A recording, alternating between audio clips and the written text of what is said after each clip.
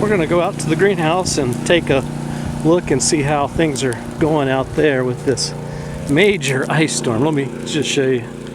I mean, it's incredible. Just covered with ice. There the green giant arborvitae covered in ice. They're doing well considering they're covered. So we won't be taking any cuttings from them today. They are just literally decorated in ice. Alright, well, let's take a look at the greenhouse. And as you can see, just trees are just covered.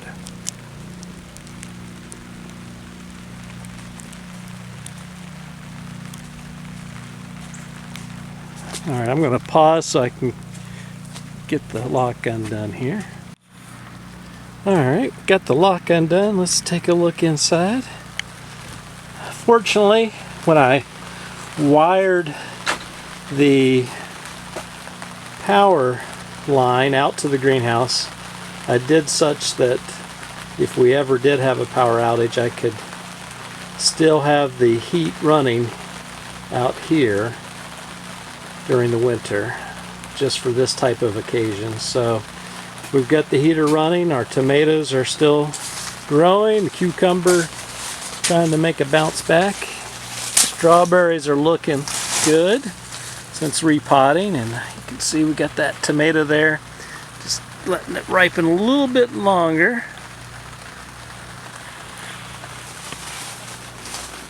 And we've got one on this one that's growing. Let me see if I can get a closer shot here. There you go. See if I can get this focused in a little better. There we go. So we're doing well out here.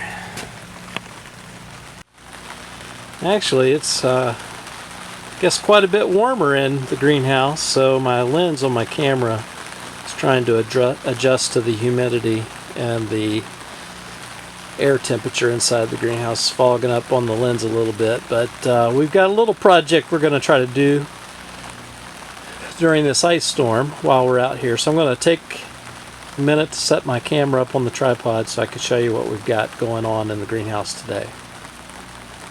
Okay, welcome back into the greenhouse. It's hard to believe it's episode 13, and as I showed you earlier on the walk out to the greenhouse, we are in the middle of a major ice storm here in central Virginia, and the trees and the power lines are covered. That's why we're running the generator right now, because we've lost power. Don't know when we'll get it back.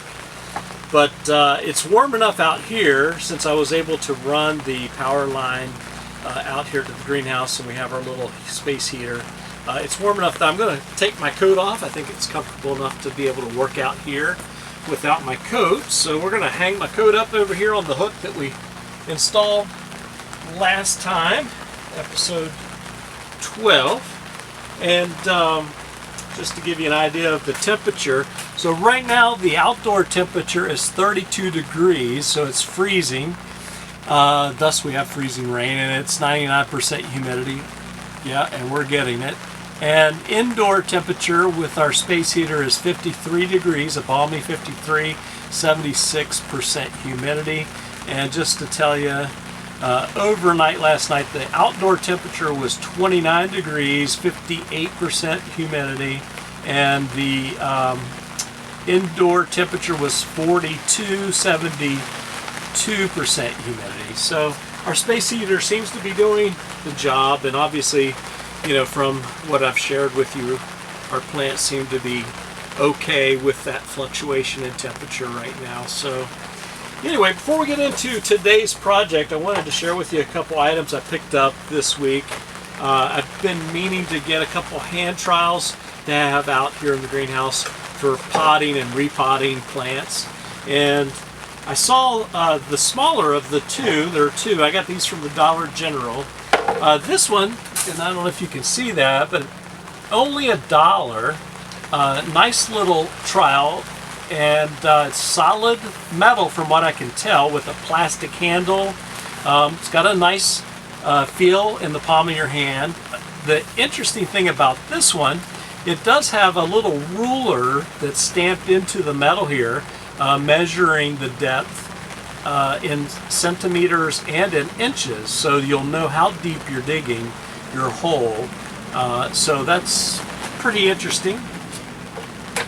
And I believe this one was $3. It's a bigger version of the smaller version. It does not have the built-in ruler, but it is solid metal. It does have a better handle. It's got a nice curve to it. It's made out of some sort of rubber material, so it's got a little bit better feel than this one, which is plastic. But I think they both will see a lot of service here in the greenhouse.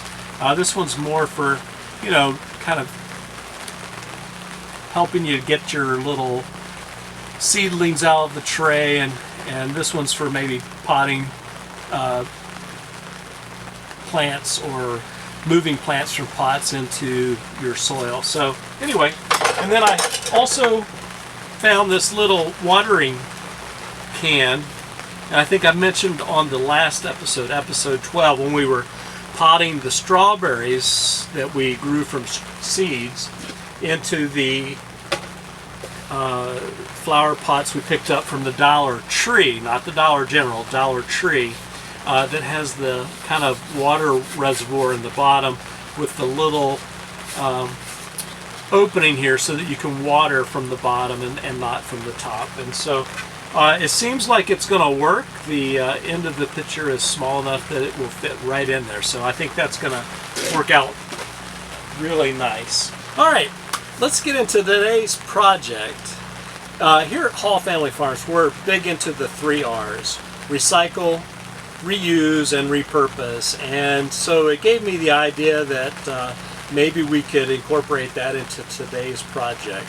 As you know, we're in the middle of February, and we're getting ready to enter that exciting time of the year when things start to warm up and we can start to, you know, work the soil and start to plant seeds and get our plants in the garden going. And so when you're in the middle of trying to do that, sometimes you can get things mixed up with regard to what it is you're planting and trying to grow. If you're trying to plant and grow a variety of tomatoes, for instance, if you haven't labeled them, you may forget and not know which is which, whether it's a beefsteak tomato or an early girl or a big boy.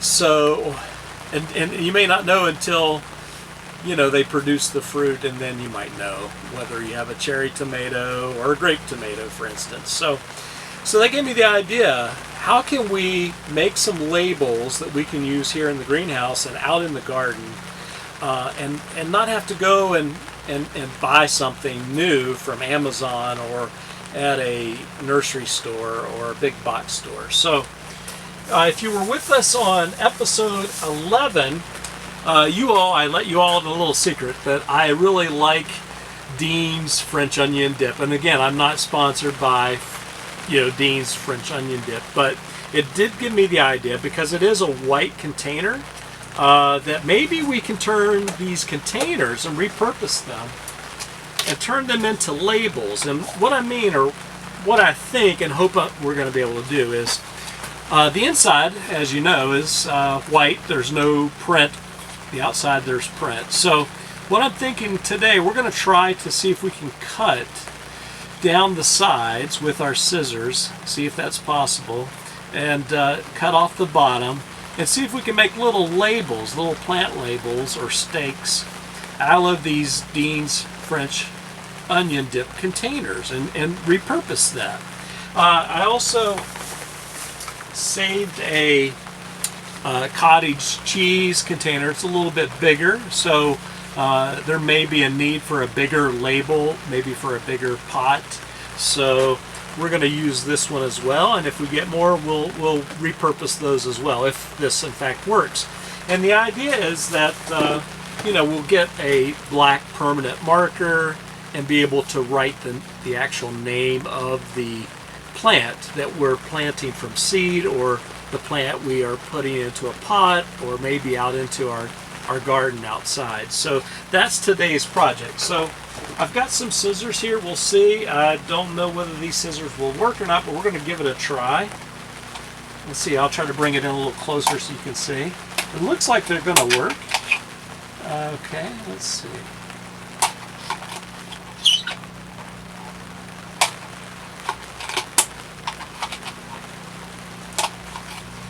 So far, so good.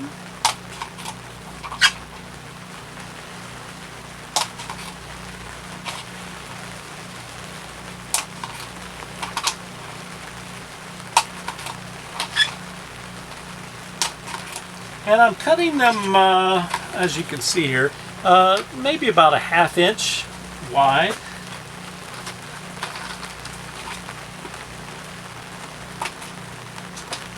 We're just cutting down the length of the container.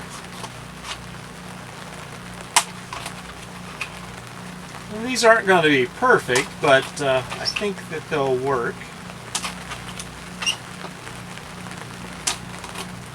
Okay, now let's see if we can figure out how to trim these off.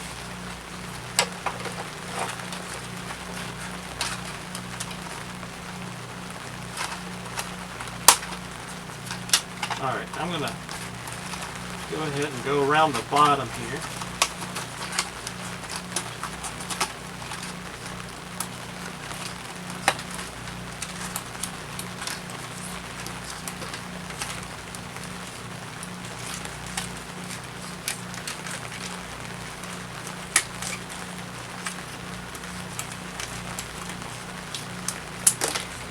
Okay, so as you can see, now I'm just going to finish cutting through them, and we'll see how many we have here.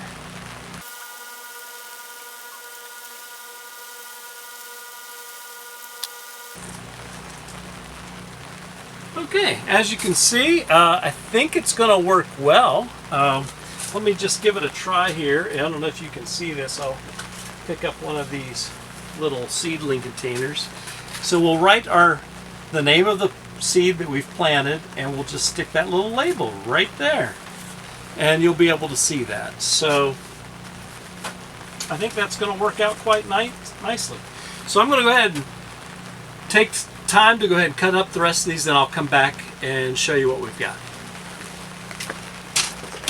Okay, welcome back. We've cut up our containers, so we're repurposing them, and I wound up with 29 of the little label tags from the Dean's French Onion Dip containers, and I wound up with 14 of the larger, longer labels using the cottage cheese container. And I already worked up a couple using a permanent marker, and with this one I wrote the name of the seed that I'm planning to plant here, and it's baby leaf spinach. I don't know if you can read that, but it seems to be working really well. We're also going to be potting up a red burgundy onion, and let me show you what those look like. So these seeds I picked up from, I believe, Lowe's. I think Lowe's carries the Ferry Morris brand of seed, but this is the spinach baby leaf. And also the same brand, so I think I got this from Lowe's too. This is the red burgundy large bulb onion, so we're going to plant that. I like having, a nice big slice of red onion on my cheeseburgers during the summer, so we're going to see if we can grow some of those. So anyway, I think that's all we have for you today, but it's a nice way to kind of repurpose something rather than just throwing it in the recycling. We can reuse it by repurposing it for something else. And so that's the message for today, and so I hope you enjoyed it. If you did, please give a thumbs up, click that thumbs up, and also if you're not subscribing, and you like what you see, please, if you could, it helps support our channel here. If you could subscribe, be greatly appreciated. And don't forget to click that notification bell so that every time we upload a new video, you'll be notified so that you can tune in and see what projects we're working on. So with that, take care. I think I'll probably show you some scenes from outside with all of the ice on the trees. But until the next time, take care.